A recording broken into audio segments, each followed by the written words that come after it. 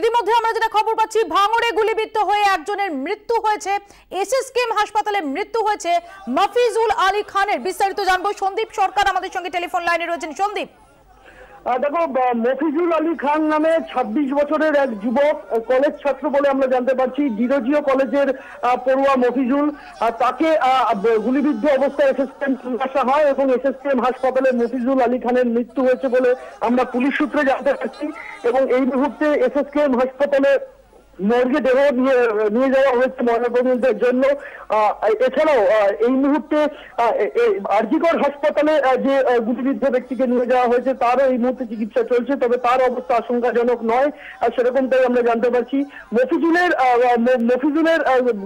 গুলির যে আঘাত, সেটা তাকে হাসপাতালে আনার পরে চিকিৎসকেরা খুব বেশি সময় পাননি এবং হাসপাতালে আনা মাত্রই তার মৃত্যু হয়।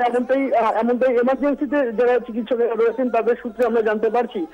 তবে মফিজুলের কোথায় গুলি লেগেছে সেটা এখনো পর্যন্ত কিন্তু আমরা জানতে পারিনি। মতিয়া। সন্দীপ, ধন্যবাদ। সন্দীপ সরকার আমাদের সঙ্গে এতক্ষণ টেলিফোনে কথা বললেন এবং সন্দীপ জানালেন মফিজুল আলী খান 26 বছরের এক ছাত্র, ডিরোজিও কলেজের ছাত্র, তার মৃত্যু হয়েছে গুলিবিদ্ধ হয়ে।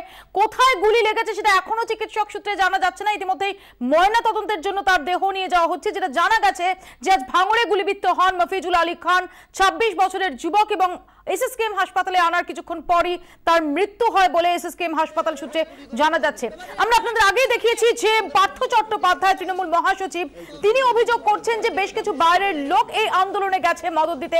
অন্যদিকে যাদবপুর বিশ্ববিদ্যালয়ের ছাত্রছাত্রীদের কয়েকজন, তাদেরও সেখানে দেখা গেছে।